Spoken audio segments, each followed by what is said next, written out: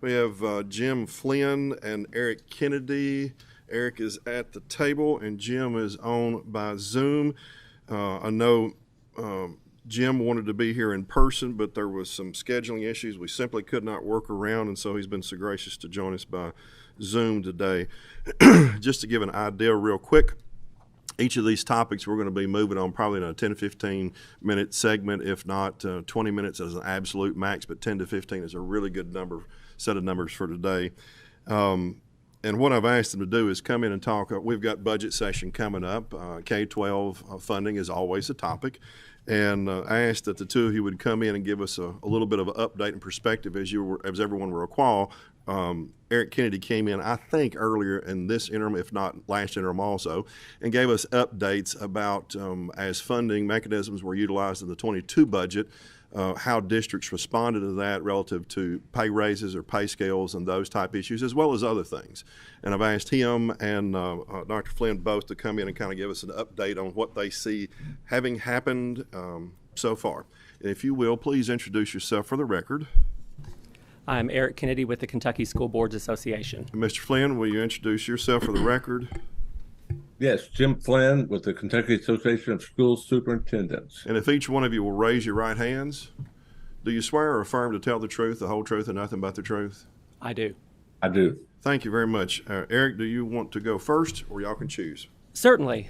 Thank you for asking us to come in and kind of give an update on, as you said, what we've presented on with this committee in the past. I will be pretty brief because I think, unfortunately, we probably don't have some of the information that I think a lot of us would like to have at the moment. But I will speak to this from an update standpoint. I think about 1 year ago, almost exactly, maybe September of last year, I came before the committee and gave an update pretty specifically on local school employee raises. Of course, you all know this committee and the full House and Senate passed a bill, biennial budget bill, that increased several major pieces of K-12 preschool through 12th grade education funding. There was an increase just in base SEEK in general and several other pieces. Several things that went down to the local school board level where they had discretionary authority over spending some of that funding. And so about this time last year, because the issue of local school employee raises was so much being discussed and so much in the news, really, KSBA at that time, we wanted to get a sense of what school districts, what local school boards gave raises, who did, who didn't, what that looked like. So we at that point did, KSBA, with a lot of help from CASBO, the School Business Officers Association, we did a survey of districts kind of during middle of last summer at the start of the last school year. We had never done that before. We had never done a survey before specifically on, did you approve a raise for this school year and how much was it? That exact question does not show up, just that question with nothing else, on any other pre-existing data point. There is nowhere at the state level where you can pull up just that one issue and look at it statewide. It would take lots and lots of digging to try to get through it. But because we needed to know that specific question, we just surveyed the districts. That, a year ago, I reported back to you the results of that survey at that time. Unfortunately, we did not do that again this year. Largely because it was a big undertaking. It always sounds simple and straightforward that you'll just send an email with a couple of questions to the districts and get information back.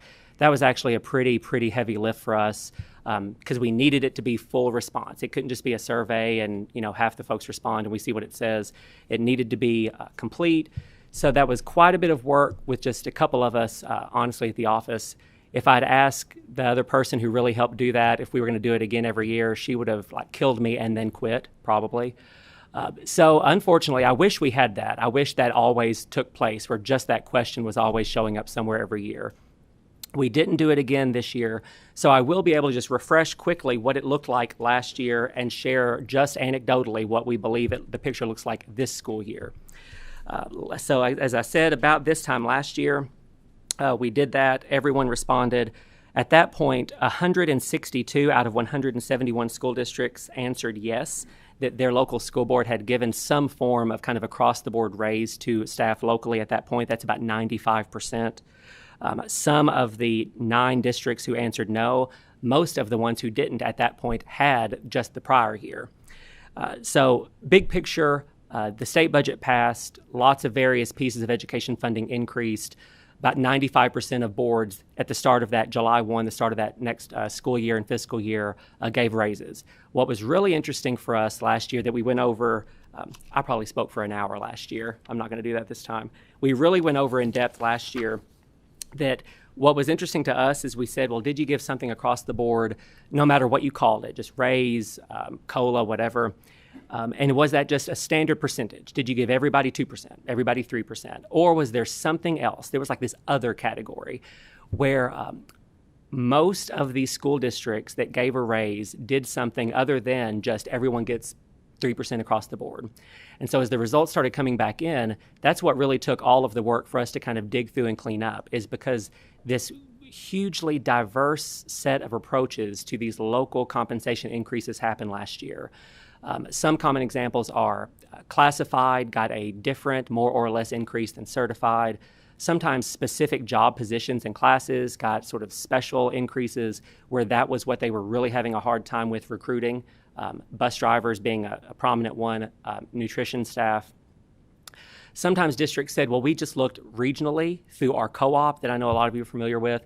We looked at our entire salary schedule and the salary schedule of the 5 or 6 districts that touch us, and we went almost job by job, even cell by cell, in terms of years of experience, job position, to find where we were not competing with someone next door, and we focused some increase there that might be more than what we gave just in general. And so it actually was hard for us to present that information out. It took a long time to present it to this committee last year because we wanted to have a great color-coded chart of like, here's the districts of Kentucky, here's 3 or 4 colors of percentages. Almost all of the districts were just shaded in other. And then we had these long explanations of how sort of nuanced that looked locally. So as I said, now coming to this year, we did not repeat that. We might... hate to predict the future. That might be something that people could accomplish maybe biennially every other year, perhaps. But just purely anecdotally, I can tell you as we've tracked it in speaking to board members in the summer when this usually happens, kind of May and June, and looking at news articles and so forth, we think that it's about the same situation. It looks like a lot, I don't know how many, maybe a majority of districts gave some kind of raises locally this year. Some prominent examples, I know it's public knowledge, so I'll say in Jessamine County, their school board came in sort of on schedule and approved an across-the-board percentage raise. I think it was maybe in late March, maybe early April. They came back later in a special called meeting right as the school year was beginning, and they said, well, we are now having trouble staffing a few positions. They approved an additional across the board with an additional even over and above that for those really high-need, hard-to-find positions. We saw similar things like that in other districts where a board meeting came back together to look at this again and approve other raises.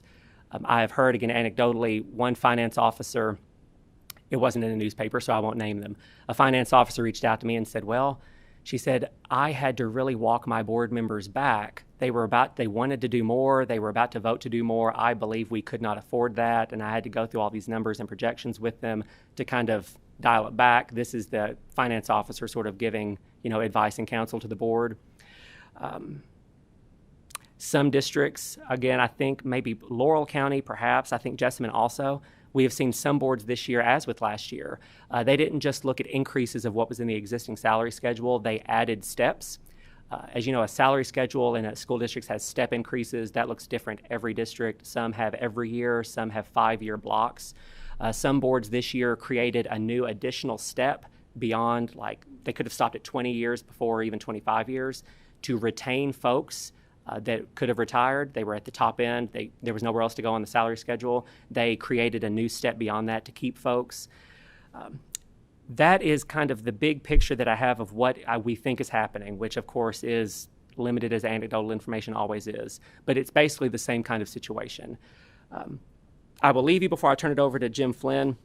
I will just say again that KSBA, we think essentially forever, as far back as there's institutional knowledge, we sort of say that that's a preferable way for this issue to be approached, that there is sort of discretionary authority at the local level for the boards to do these sometimes very nuanced job class by job class adjustments in a salary schedule. At the time, as I said, CASBO, that other group of business officers, they helped us do this survey last year. Not to speak for them, which I don't, but the president at the time of CASBO did an interview in our magazine that all of you receive, who said for them and their group, they felt the same way, that that's the best approach to take, because there are always local situations and local issues that are hard for folks to know, even regionally, much less statewide. Some things sometimes are counterintuitive. You think something's going to come out one way, and then you run it through a formula and it comes out differently. Some of the concerns that have been voiced from our members, sometimes just directly to us as staff at KSBA, when you ask a lot of school board members questions about compensation and recruitment and retention, one of the most common things that we'll hear back from members is their big issue is a next district within an easy commute. Either the district touching them or an easy commute away pays more. And so there's always the concern of if there's a gap, and our biggest issue is competing against losing people to that next district that pays more. If everyone moves up perfectly, that issue is not addressed at all. And that's sometimes, like I said, that is, if I had to pick the most common thing we hear about this overall topic, it's that of competing with folks next door. Good. I'll leave it there if there's any questions or anything. Very good. Jim Flynn, you still there? I'm here. Thanks for the opportunity, and I appreciate Eric's remarks. And of course, superintendents share those sentiments. I will tell you first and foremost, superintendents were appreciative of the approach for the 2022 budget policy, and appreciate the investment and the discretion to use those funds to what they needed based on the local context.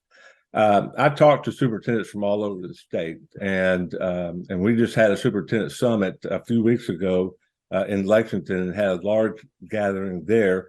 But I hear all kinds of challenges they're facing. Eric's already mentioned about competing with neighboring districts, but just to put that in a little bit more contextual view for you, I talked to several superintendents and they're concerned about losing experienced teachers, and that they're having to compete with those surrounding districts, and they've got to work on that end of their salary schedules. Others, particularly along the border of Tennessee now, are very concerned with beginning teacher salaries. And but then when I talked to my Northern Kentucky superintendent colleagues, they're talking about we're competing with Amazon for both certified and classified employees up there in that region. And then, of course, Central Kentucky is bracing for the impact of Ford and all the ancillary businesses that will follow, and how that's going to impact their competition for both certified and classified employees. So I will tell you, local context matters a lot. And that maximum discretion at the local level by the superintendent and the local board of education to deploy those resources that you all invest is what's preferred. And so we really appreciated the approach of 2022 and would hope that 2024 biennial budget policy would take the same or a similar approach to allow for that local context. The teacher shortages are real, but so are the bus drivers, SROs, custodians, and the list goes on and on. And so just know that those investments you make in the seat-based, people transportation, and other parts of the education space are very much appreciated and needed.